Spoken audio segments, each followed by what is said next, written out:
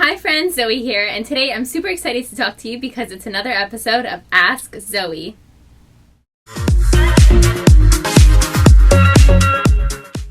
So today's question I've gotten from a few of you, and this is, what do I do with all of my makeup when I go vegan? So I'm going to tell you a little bit of the process that I went through, and hopefully that will give you some ideas as how to educate yourself a little bit more, or what decisions you need to make to start using and finding cruelty-free products. First of all, when you decide to go vegan, I'm hoping that it is for ethical reasons for the earth, things like that, not, say, to lose weight. Because if you're not connected to veganism through an ethical way, you're not going to feel emotionally attached to things. Whereas when I went vegan, I was immediately struck by earthlings. That was the one thing that really did it for me. I'm going to link that documentary below if you guys haven't checked it out yet. But that film really finally helped me to make the connection.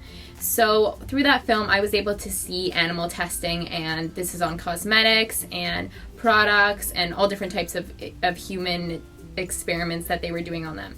So this wasn't okay with me. So I then decided to take a look at my makeup bag, and I was at this point where I was at the very end of a lot of things. So a lot of staples like mascara, foundation, concealer, things like that. So I picked out my staples. And by doing this, I decided to Google them and look more into them. And Googling, say, is NARS cruelty-free? Is Benefit cruelty-free?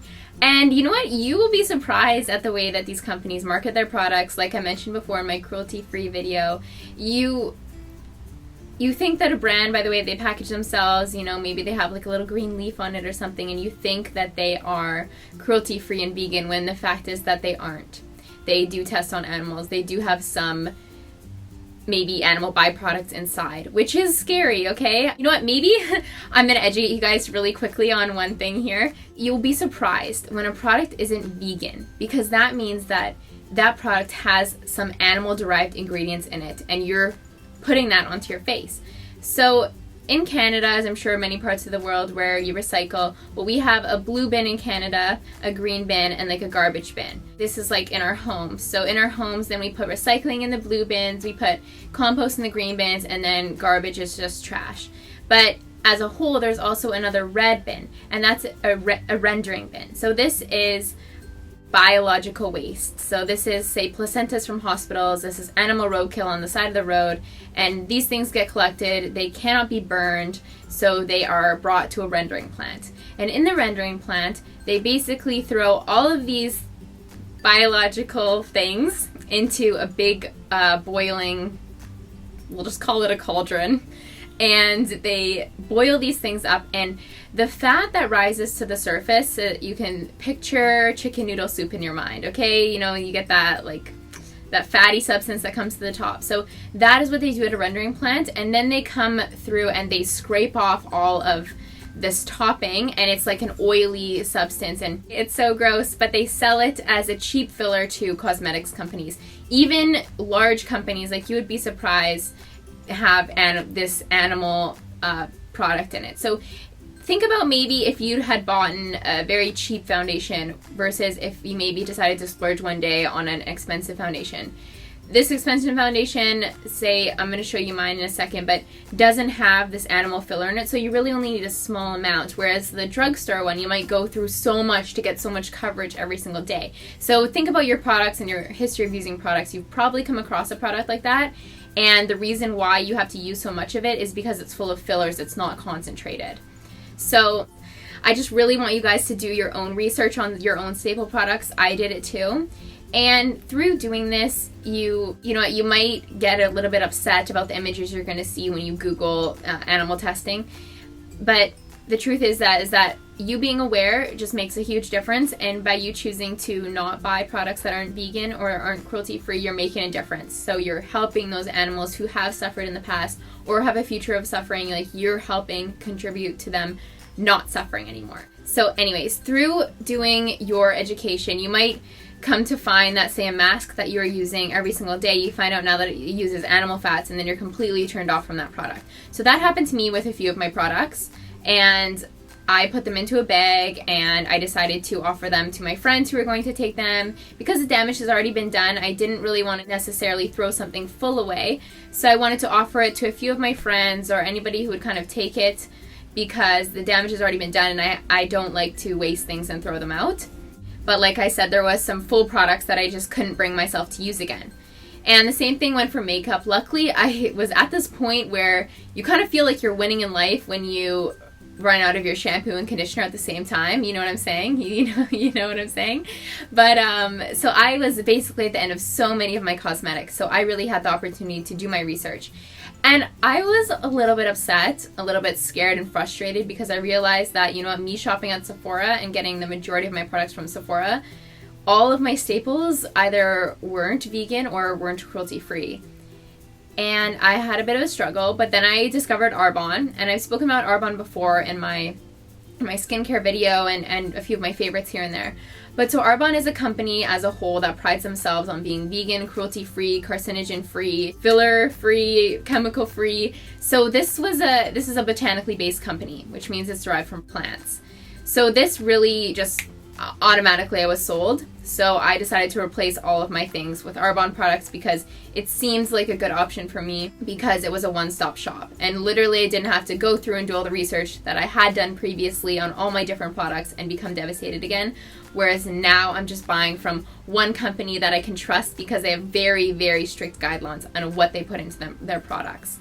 So I'm going to show you a few of the products that I have. You may have seen a couple of them in previous videos before, but this will just be like a nice refresher that, you know what, I've heard people say negative things about vegan products, like a foundation super heavy or chalky, but I've really found that everything with Arbonne is very light and pure and very concentrated, so I don't use a lot of it. So this is a CC cream, so this is kind of like what I use as a foundation. So I got this in light color. I use an Arbonne brush to apply it, all of which is vegan too. I'm not sure if you guys know this or how far you may have educated yourself, but a lot of brushes that you might be buying from MAC or Sephora actually have animal hair in them, like raccoon hair and things like that. So educate yourselves and make good choices. But so I use this. It's a really nice foundation, and I apply it with this brush. So next, I do use this one every day, and this is it's called Got You Covered Mineral Powder Foundation, and it actually has SPF 15 in it. It's a powder, so I'm going to show you guys there. So it's a powder and it has like this little net in there, and I bought this brush which is specific to use with it. This is probably the best brush I've ever bought for a product. It is so soft and it just really blends it in nicely. I imagine it probably works something like a beauty blender but in a brush form. I don't have a beauty blender, but so what I do is I tap it like this and I put the brush in, and then I might tap it off again and I just rub this in, and it really gets into my skin and creates that kind of matte but natural look. So next, concealer. I was previously using NARS concealer, and I would go through it honestly like 4 weeks I was buying a new one, and I liked the way that it felt on my skin because it was kind of like watery, and like I just felt like I could blend it in really nicely. But I'm so happy that I now found this Arbonne concealer. So I do use a lot of concealer like under my eyes, and I have used a lot of this so far because I've had it for a couple of months now. But so this is what it looks like, and I just tap my my finger in there and I just put it underneath my eyes or wherever, and it's so concentrated, you guys.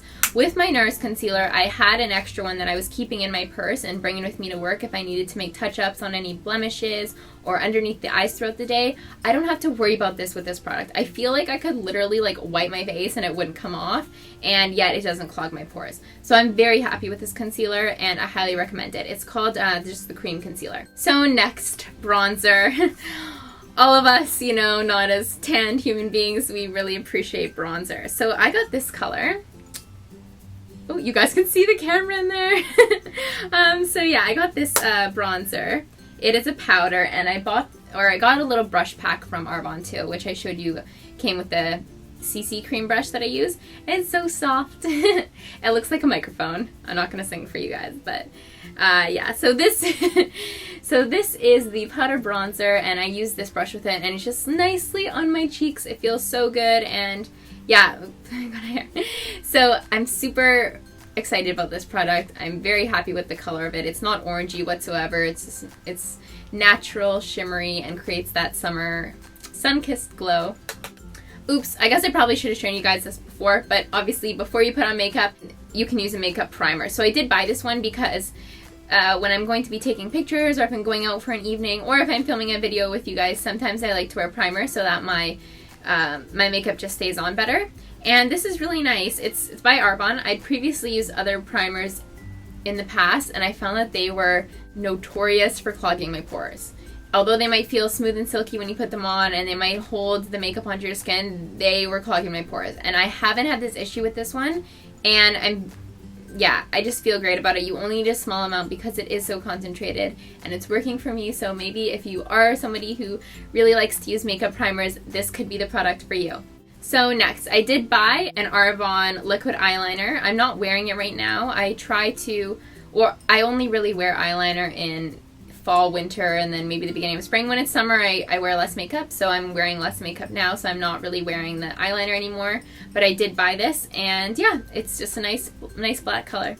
I also want to show you guys two other brushes. So I didn't buy any eyeshadows from Arbonne last time because I previously have some eyeshadows from MAC that I was using, and these are staples for me, and I've had them for years and they haven't run out yet. So even though MAC isn't fully cruelty-free and vegan, I'm going to finish up those products and then I will move towards an Arbonne option. So like I mentioned, some products I just couldn't face anymore, but other products I'm just going to finish them up, throw them away, and then make better choices next time.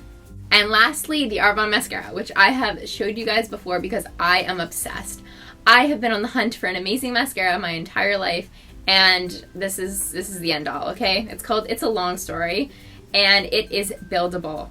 So I don't know about you guys, but I really appreciate a buildable mascara because I am the person who needs to curl their eyelashes and who needs to reapply mascara to get that long lash look.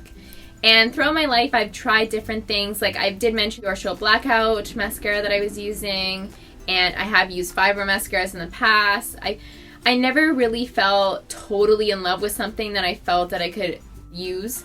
But I feel that way about this one because I can apply it in the morning, and say if at lunchtime I wanted to apply a little bit more, I can just build off of it and my mascara will not clump. It is amazing, you guys. It is amazing to be able to build your lashes to the length that you want them to be. And this mascara is it. And it's so concentrated that previously, before when I'd buy the drugstore mascaras, I was buying them every month or 6 weeks. But this one has lasted me so far over 8 weeks now, and it is amazing. I feel great about using it too. It smells like lilacs. It is great. So yeah, I hope this video helped you guys, and I hope it helped answer any of your questions about what to do when you go vegan or decide to make healthier choices in your products and you're not sure what to do and you're feeling super overwhelmed. So like I mentioned, Arbonne was kind of a savior to me, and I know it's not available all over the world, but I know there are other options out there. My friend Kia, I'll link her channel below. She is subscribed in Germany to a special vegan beauty box, and I'm sure there are options like that all over the world. So take the time to educate yourselves and make good choices, and I will talk to you guys again very soon. Bye!